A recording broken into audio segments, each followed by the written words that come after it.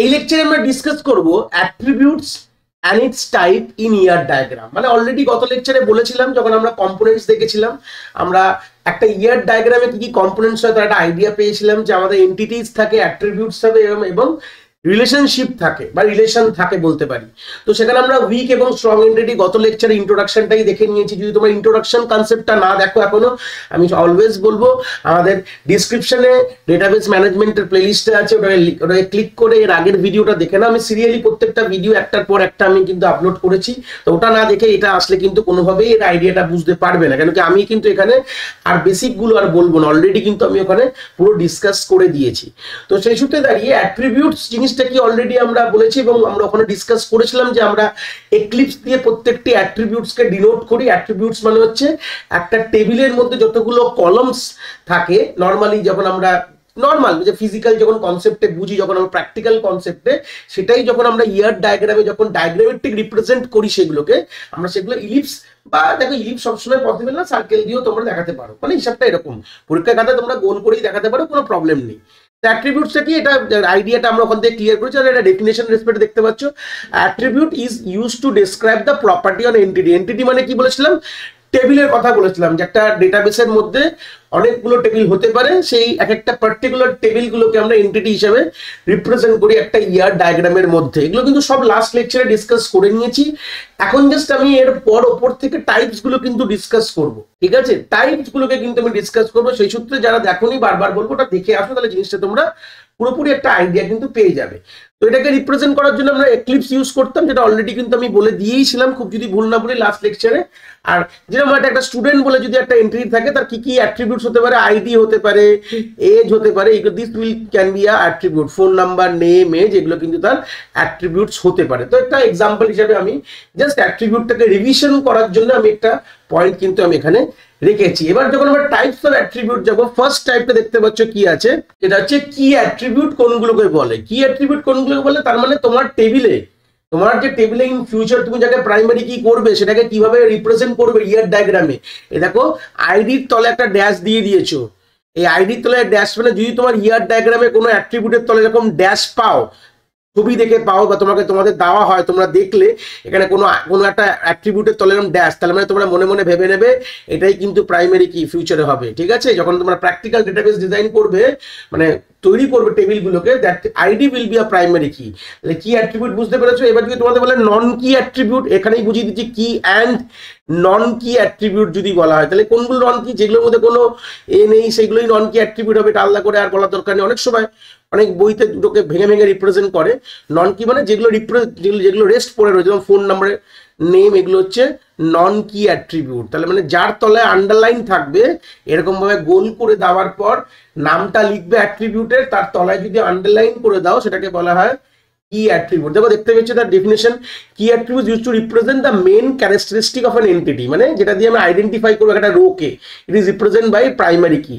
It is a key attribute represented by an ellipse with a text underline, মানে যে টেক্সটে তোমরা ইলিপসের মধ্যে লিখছো তার তলায় একটা আন্ডারলাইন করে দেবে। বাস ডেফিনেশনটা আমি এখান থেকে একবার তোমাদের বলে দিলাম। অনেক সময় পরীক্ষায় দিতে পারে যে হোয়াট ইজ কি অ্যাট্রিবিউট ইন ইয়ার ডায়াগ্রাম, তখন তোমরা এটা রিপ্রেজেন্ট করে লিখতে পারো উইথ দিস এক্সাম্পল। তোমরা কিন্তু চাইলে দিতে পারো, কোনো অসুবিধা নেই। কম্পোজিট অ্যাট্রিবিউট কাকে বলা হয়, এবং কম্পোজিটের সঙ্গে আমরা সিম্পল বলতে পারি, সিম্পল কম্পোজিট অ্যান্ড, অনেক বইতে থাকে কম্পোজিট অ্যান্ড সিম্পল অ্যাট্রিবিউট। যেরকম দেখো দেখলে বুঝতে পারবে আমাদের যে নামগুলো, এখন আমাদের নামের মধ্যে কি থাকে, ফার্স্ট নেম থাকে, মিডিল নেম থাকে, লাস্ট নেম থাকে। তাহলে একটা নাম, মানে আমাদের সিম্পল কথা বলা হচ্ছে যে অ্যাট্রিবিউট গুলো যেটা কলমের মানে ভ্যালুগুলো, মানে আমরা টেবিলের মধ্যে যে কলমস আছে যেগুলোকে অ্যাট্রিবিউট বলি, তার মধ্যে যে ভ্যালুগুলো it should be unbreakable, atomic হবে। বলেছিলাম যখন আমরা বেসিক ইন্ট্রোডাকশন পড়ছিলাম RDMS, তখন একটা কথা বলেছিলাম যে প্রত্যেকটি কলমের যে সেলের এলিমেন্টস গুলো, যে ডেটাগুলো রাখবো, it should be atomic in nature, যেটা further can not be divide, এরকম ব্যাপার, যেটাকে ফার্দার আর ডিভাইড করা যায় না যেতে না যায়। তাহলে আমাদের নেমকে কিন্তু ফার্দার ডিভাইড করা যেতে পারে, ফার্স্ট নেম, মিডিল নেম এবং লাস্ট নেম। তো এরকম অ্যাট্রিবিউট, ধরুন আমাদের স্টুডেন্ট বলে যে এন্টিটিটা রয়েছে, আমি পাশে স্টুডেন্টটা লিখিনি, জাস্ট অ্যাট্রিবিউটটা বোঝানোর জন্য করেছি। মানে স্টুডেন্টের একটা অ্যাট্রিবিউট আছে নেম, মানে নেমটা কিন্তু একটা কম্পোজিট অ্যাট্রিবিউট। কেন কম্পোজিট অ্যাট্রিবিউট? কারণ name can be further subdivided, মানে যে অ্যাট্রিবিউটটাকে পরবর্তীকালে আমরা ফার্দার সাবডিভাইড করতে পারি, বা সেই অ্যাট্রিবিউট দিয়ে আরো অনেক অ্যাট্রিবিউট আসতে পারে, তো সেগুলোকে বলা হয় কম্পোজিট অ্যাট্রিবিউট। ডেফিনেশনে কি দেখে লিখছে, attribute that composed of many other attribute is known as composite attribute, ঠিক আছে? তাহলে একটা অ্যাট্রিবিউট যেটা কিন্তু আরো অনেক অ্যাট্রিবিউট দিয়ে গঠিত, ঠিক আছে, মানে আরো অনেক অ্যাট্রিবিউটের কম্বিনেশন হচ্ছে সেই অ্যাট্রিবিউটটা, সেটাকে বলা হয় composite attribute. The composite attribute is represent by an ellipse and those ellipse connected with an ellipse, মানে একটা ইলিপসের থেকে আরো ইলিপস কিন্তু কানেকশন করে দেওয়া রয়েছে, এটাকেই বলা হয় কম্পোজিট অ্যাট্রিবিউটের ডেফিনেশন। তাহলে সিম্পল অ্যাট্রিবিউট কি হতে পারে, যেরকম স্টুডেন্টের কি হতে পারে, date of birth can be a simple attribute. একটা স্টুডেন্টের ডেট অফ বার্থ হতে পারে, একটা স্টুডেন্টের আধার কার্ড নাম্বার হতে পারে, আধার নাম্বার হতে পারে। তো এইগুলো কি, এগুলো সব হচ্ছে সিম্পল, কিন্তু এগুলোকে আর ফার্দার কিন্তু সাবডিভাইড করা যাবে না। ডেট অফ বার্থকে কি ফার্দার সাবডিভাইড করা যেতে পারে? স্বাভাবিক কথা না। আধার নাম্বার, প্যান নাম্বার হতেই পারে, ব্যাংক অ্যাকাউন্ট নাম্বার স্টুডেন্টের, এগুলো কিন্তু কোনোভাবে আর ফার্দার সাবডিভাইড করা যাবে না। তো that's is a simple attribute. তাহলে সিম্পল কোনগুলো? তাহলে নেম ইজ আ কম্পোজিট, কারণ এটা দিয়ে ফার্দার সাবডিভাইড হচ্ছে, সিএ লিখলাম কম্পোজিট অ্যাট্রিবিউট। আর date of birth, Aadhaar number, এগুলো সব হচ্ছে সিম্পল অ্যাট্রিবিউট। অনেক সময় দিয়ে দেয়, কেন ওই সিম্পল অ্যাট্রিবিউটগুলো চট করে কোনো জায়গায় আমাদের কিন্তু লেখা থাকে না, কিন্তু পরীক্ষা হলে দিয়ে দিল সিম্পল অ্যাট্রিবিউট কাকে বলে, তখন বলে স্যার আপনি তো পড়াননি, কোনো বলেনি কোনো সিম্পল অ্যাট্রিবিউট কাকে বলে। তো তাই কারণের জন্যই বলে দিলাম যে কম্পোজিট মানে যেটা দিয়ে ফার্দার সাবডিভাইড হতে পারে, আর সিম্পল মানে যেগুলো আর সাবডিভিশন নেই, নর্মাল একদম সিম্পল যেগুলো বলতে পারো সেগুলোকে সিম্পল অ্যাট্রিবিউট বলে। মানে জাস্ট একটা আইডিয়া তোমাদের বললাম, ঠিক আছে? পরের যে টাইপটা আছে মাল্টি ভ্যালু বা সিঙ্গেল অ্যাট্রিবিউট, আমি দুটোর ভেরিয়েশনই দেখাচ্ছি, মানে অপোজিটটাও দেখিয়েছি প্রত্যেকটা ক্ষেত্রে। একটা হচ্ছে মাল্টি ভ্যালু অ্যাট্রিবিউট, আর একটা হচ্ছে আমাদের সিঙ্গেল অ্যাট্রিবিউট কাকে বলে, মানে যেটার অপোজিট, জাস্ট আর কিছুই না। মানে যদি তুমি এখানে নো পড়ছো বা ইয়েস পড়লে, তাহলে নোটাও তোমরা দেখে নাও। মাল্টি ভ্যালু মানে এমন কিছু অ্যাট্রিবিউট যেখানে মাল্টিপল ভ্যালুজ হতে পারে। যেটা বলছে এক্সাম্পল ফোন নাম্বার, একটা স্টুডেন্টের খুব অনেকগুলো ফোন নাম্বার হতে পারে, খুব যদি ভুল না বলে একটা স্টুডেন্ট যদি একটা এন্টিটি বলো, একটা স্টুডেন্টের অনেকগুলো ফোন নাম্বার হতে পারে, অনেকগুলো এজ হতে পারে, এই সরি এজ বলছি, অ্যাড্রেস হতে পারে, প্রেজেন্ট অ্যাড্রেস, পার্মানেন্ট অ্যাড্রেস হতে পারে।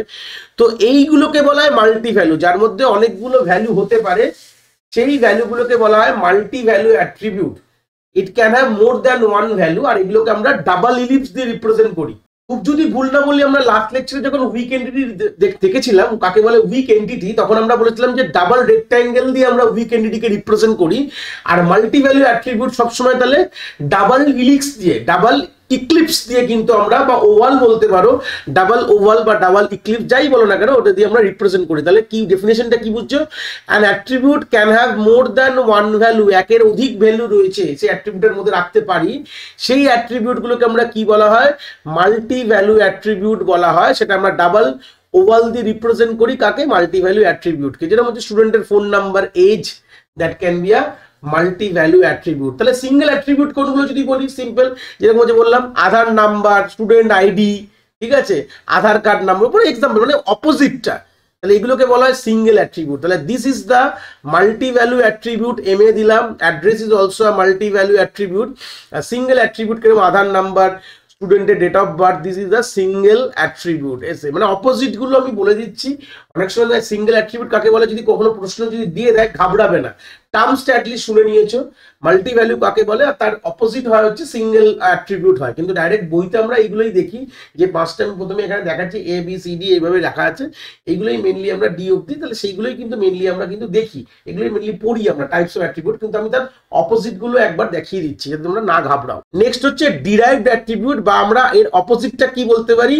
Stored attribute. দেখো এই নামগুলো, টার্মস গুলো জাস্ট জেনে নাও। অলরেডি বলবে যে নর্মাল গুলো, যেগুলো ডিরাইভ না, বাদ বাকি নর্মাল গুলো স্টোর অ্যাট্রিবিউট বলতে পারি, কিন্তু টার্মস গুলো জানতে হয়। যদি বাই চান্স দিয়ে দেয়, জিজ্ঞেস করে ফেলে, তাহলে কি করে তোমরা পারবে? ঠিক আছে, তো ডিরাইভড অ্যাট্রিবিউট কথাটার মানে কি?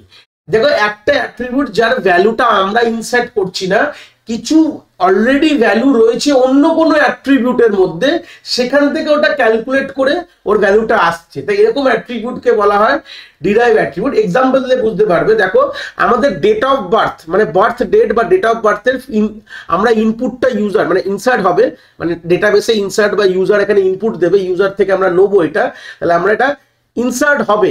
এই ইনসার্ট হলো, কিন্তু আমি এজকে ইনসার্ট করছি না, বাট ডেট অফ বার্থ যেটা ইনসার্ট হয়েছে সেখান থেকে আমাদের যে সিস্টেম টাইম দেখতে পাচ্ছ, যা আমাদের সিস্টেম ডেট টাইম থেকে ক্যালকুলেট করে আমরা এজ কিন্তু পেয়ে যাব।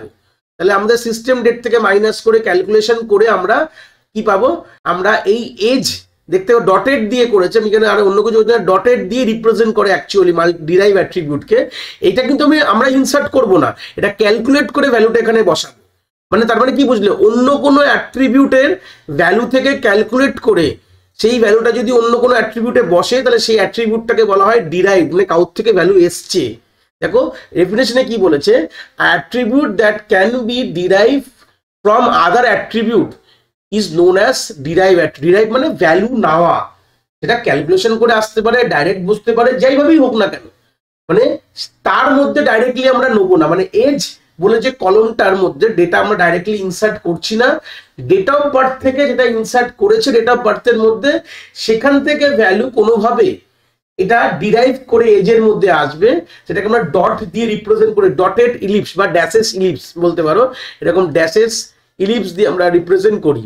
তাহলে বুঝতে পেরেছো? সিম্পল যে এক্সাম্পল যেখানে রয়েছে, person age can be change over time and can be derived from another attribute like date of birth। স্বাভাবিক, তুমি পার্সন এজ তুমি যখন ইনসার্ট, মানে কখনোই আমরা পার্সন এজকে কখনো ইনসার্ট করি না আমাদের ডেটাবেসের মধ্যে। যদি কোনো সফটওয়্যার মাতে যায়, দেখেছো অনেক রকম তোমরা সফটওয়্যার ইউজ করেছো নতুন না, সেখানে আমরা ডেট অফ বার্থটা দিই, কখনো এজ দিই না, কারণ এজ তোমার আজ যা আছে কাল তা থাকবে না।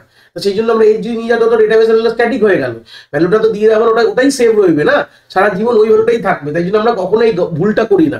এজটা আমরা by default date of birth থেকে ক্যালকুলেট করে নিতে পারি, কারণ সিস্টেম যে টাইম থেকে যদি মাইনাস ডেট থেকে মাইনাস করলেই আমরা এজ ক্যালকুলেট করে নিতে পারি। ঠিক আছে, সেই সূত্রে আমরা বোকার মতন কখনো আমরা এজ কে ইনপুট নিই না, এজ কে ডিরাইভ করে নিই ডেট অফ বার্থ থেকে। ঠিক আছে, এই হচ্ছে বেসিক গল্প, এটাকে বলা হচ্ছে ডিরাইভড অ্যাট্রিবিউট। তাহলে অপোজিটটা কি হবে, যেগুলো ডাইরেক্ট স্টোর, যেরকম রোল নাম্বার দেখতে পাচ্ছ, নেম, এগুলো তো আর তো আলটিমেটলি এরকম ডেট অফ বার্থ, এগুলো হচ্ছে ডাইরেক্টলি স্টোর করছি, ইউজার ডাইরেক্ট দিয়ে দিই, যেটা সারা জীবন স্টোর থাকবে। তাহলে এইগুলোকে বলা হয় হচ্ছে আমাদের স্টোরড অ্যাট্রিবিউট, যেটা অপোজিট অফ ডিরাইভ যেটা বলবো।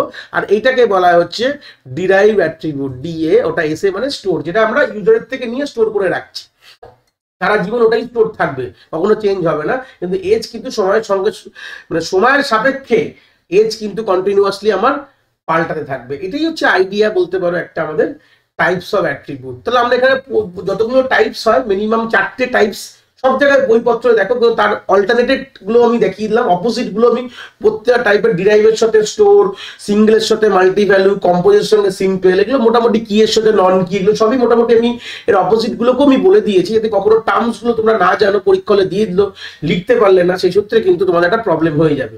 তো এই ছিল concept of attributes and its type. আশা করি তোমরা কনসেপ্টটা খুব ভালো করে বুঝতে পেরেছো। যদি ভিডিওটা ভালো লেগে থাকে অবভিয়াসলি একটি লাইক করো, আর বন্ধু বান্ধবের সাথে শেয়ারও করো যাদের সত্যিই দরকার এরকম ভিডিওর।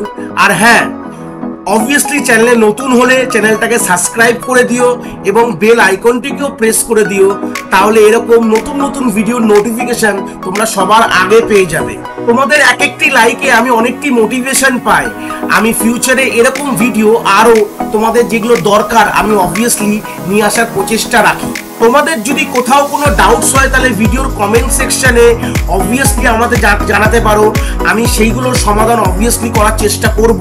তোমাদের যদি মনে হয় স্পেশাল কোনো টপিক আছে যেটা নিয়ে ভিডিও বানালে তোমাদের সুবিধা হবে, সেটাও তোমরা আমায় জানাতে পারো এই ভিডিওর কমেন্ট সেকশনে লিখে। অবভিয়াসলি চেষ্টা করব ফিউচারে সেই টপিকগুলোকে নিয়ে ভিডিও বানানোর কথা। সবাই ভালো থেকো, আর হ্যাঁ, আবার দেখা হচ্ছে নতুন একটি ভিডিওর সাথে।